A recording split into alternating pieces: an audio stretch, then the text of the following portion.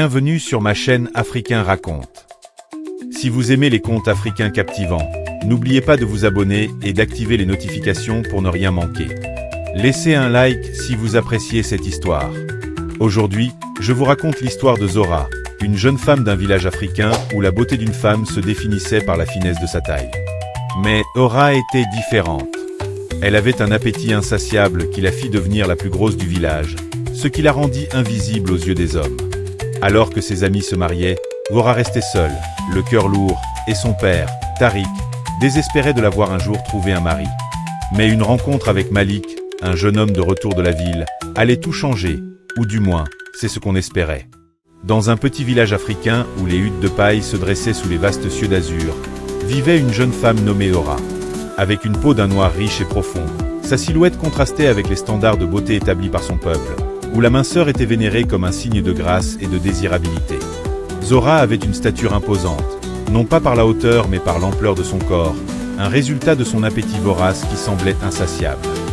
Depuis son enfance, Zora avait été connue pour son amour des festins. Les repas communautaires étaient ses moments préférés. Elle riait, chantait et mangeait avec une joie qui rayonnait d'elle. Mais à mesure que les années passaient, ce qui avait été une source de gaieté devint une source de chagrin. Sa taille augmentait, et avec elle, la distance entre elle et les autres. Les regards de dédain et de moquerie commencèrent à remplacer les sourires et les invitations. Zora n'était pas née avec cette corpulence. Elle avait été une enfant agile et espiègle, mais les traditions alimentaires de son village, combinées à sa propre passion pour la nourriture, la transformèrent.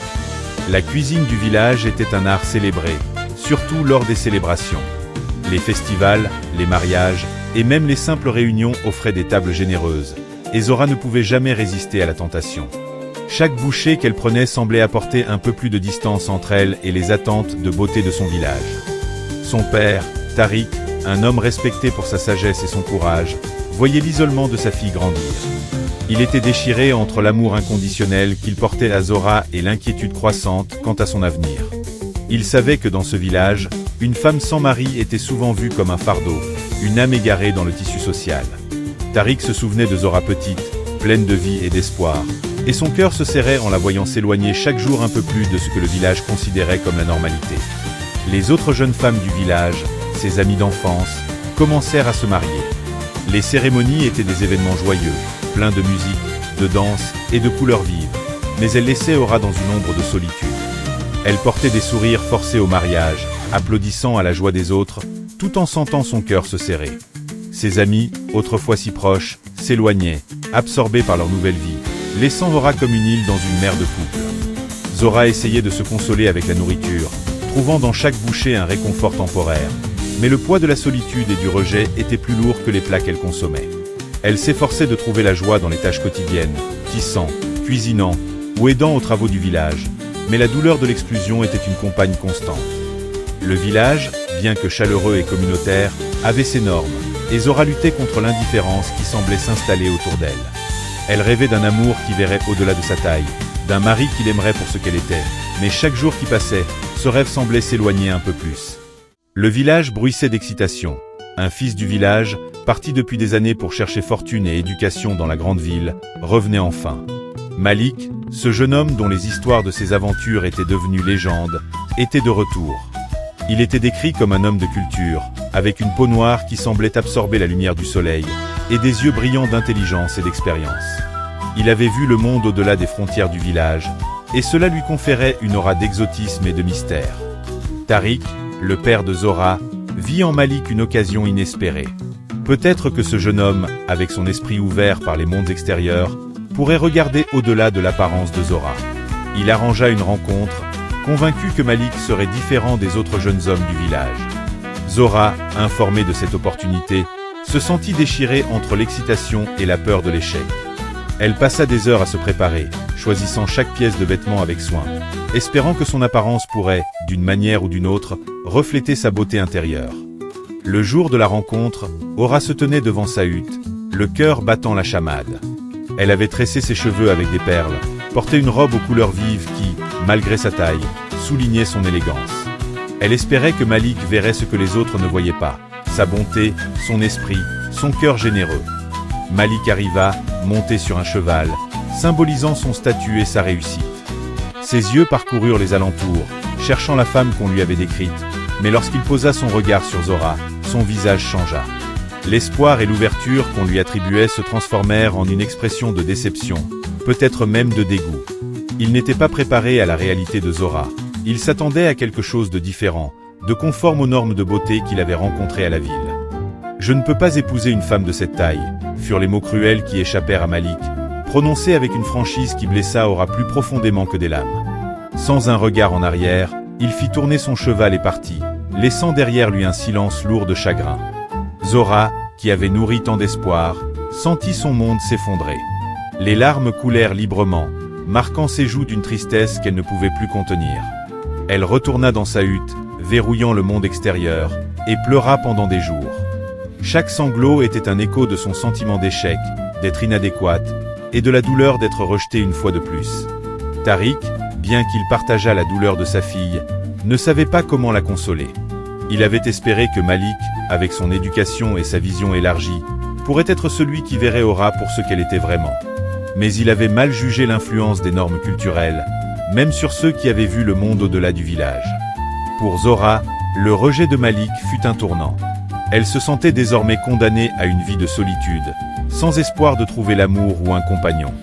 Sa confiance en elle, déjà fragile, fut brisée. Elle commença à voir chaque repas non plus comme une source de joie, mais comme une confirmation de son isolement. Elle s'enferma dans une spirale de tristesse, chaque jour nourrissant non seulement son corps mais aussi sa douleur. Après des jours d'isolement et de larmes, Aura se décida à agir. La douleur de son rejet par Malik avait creusé en elle un vide immense, une soif de rédemption ou de vengeance, elle ne savait plus bien. Elle avait entendu parler de la grande déesse du fleuve, Nalani, une divinité connue pour son pouvoir sur la transformation et la guérison. Les histoires disaient que Nalani pouvait changer le cours de la vie de ceux qui lui étaient dignes. Elle quitta le village, ses pas lourds mais résolus, traversant les champs où elle avait joué enfant, jusqu'à atteindre la rivière. L'eau, d'un bleu profond, semblait refléter ses pensées tumultueuses. Elle s'agenouilla au bord, les larmes se mêlant à l'eau comme pour appeler la déesse. « Grande déesse du fleuve, Nalani, entends mon appel !» cria-t-elle, sa voix brisée par le désespoir. Comme par magie, les eaux commencèrent à bouillonner, et une silhouette émergea. Nalani apparut, sa peau d'un bleu luminescent, ses yeux profonds et compréhensifs. « Que demandes-tu, mon enfant ?» dit la déesse, sa voix comme le murmure du courant. Zora se lança dans une supplique pour la transformation, pour devenir mince et belle, pour enfin trouver un mari. Mais alors que les mots sortaient, une autre émotion prit le dessus, la colère, le ressentiment envers ceux qui l'avaient rejeté.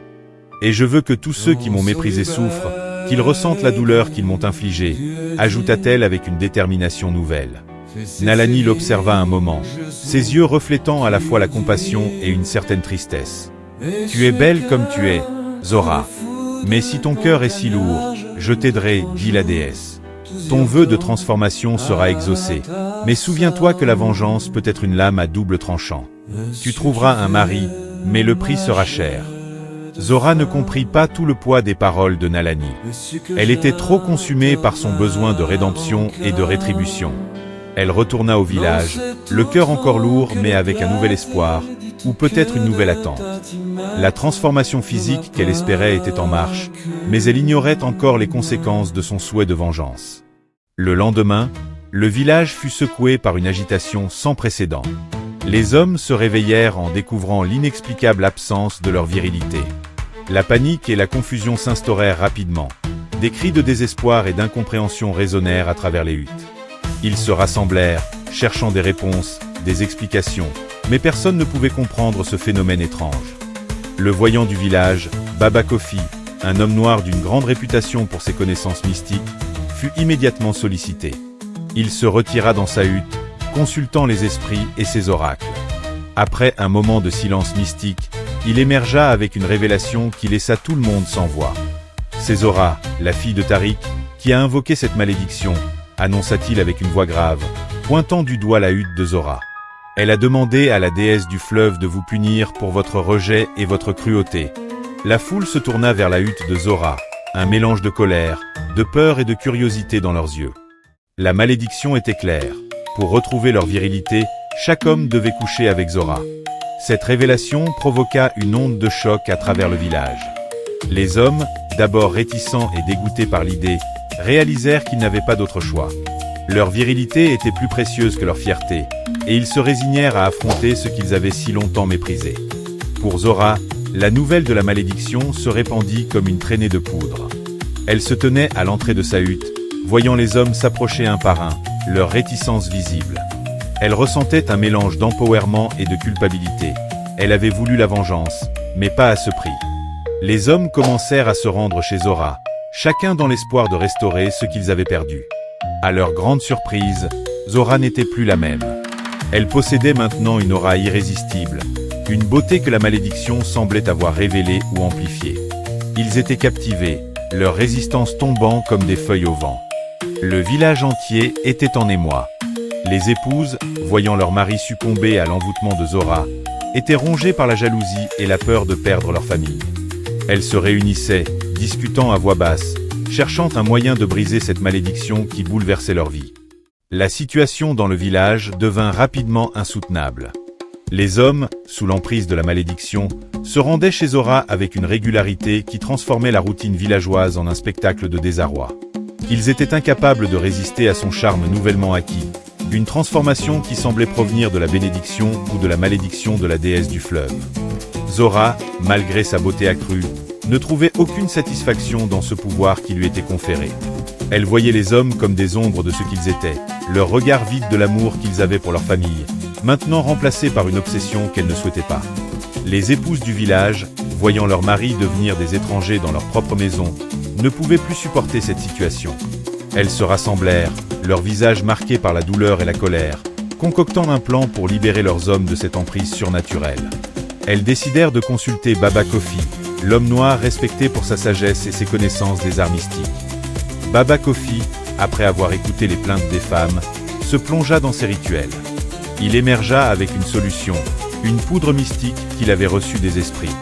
Dispersez cela autour de la hutte de Zora, dit-il, et prononcez cette incantation 3 fois de suite. Cela brisera la malédiction et libérera vos maris de leur obsession. Les femmes, armées de leur détermination et du remède de Baba Kofi, attendirent la nuit. Sous la couverture de l'obscurité, elles se glissèrent silencieusement vers la hutte de Zora. Elles répandirent la poudre avec soin, formant un cercle autour de la hutte, puis entonnèrent l'incantation avec une synchronie parfaite. L'effet fut immédiat. Zora tomba dans un profond sommeil, et les hommes, libérés de l'emprise magique, commencèrent à se réveiller, confus, se demandant où ils étaient et ce qu'ils avaient fait. La réalité de leur situation leur revint en mémoire, et avec elle, le désir de retrouver leur famille. Les épouses accueillirent leur mari avec un mélange de soulagement et de reproche, mais le plus important était que leur vie pouvait reprendre son cours. Le village commença à guérir, mais la leçon de cette épreuve resta gravée dans les esprits. Zora, une fois réveillée, se retrouva seule, sans souvenir de ce qui s'était passé, mais avec une sensation de perte et de confusion. Elle avait voulu être désirée, mais à quel coût ? Elle se demanda si elle n'avait pas échangé sa véritable quête d'amour et d'acceptation contre une vengeance qui n'avait apporté que douleur. La nuit où la poudre de Baba Kofi fut répandue autour de la hutte de Zora marqua un tournant pour le village. L'obscurité n'était pas seulement celle de la nuit, mais aussi celle de l'ignorance de Zora quant aux événements qui se déroulaient autour d'elle. Elle dormit d'un sommeil profond, libérant les hommes de son charme involontaire.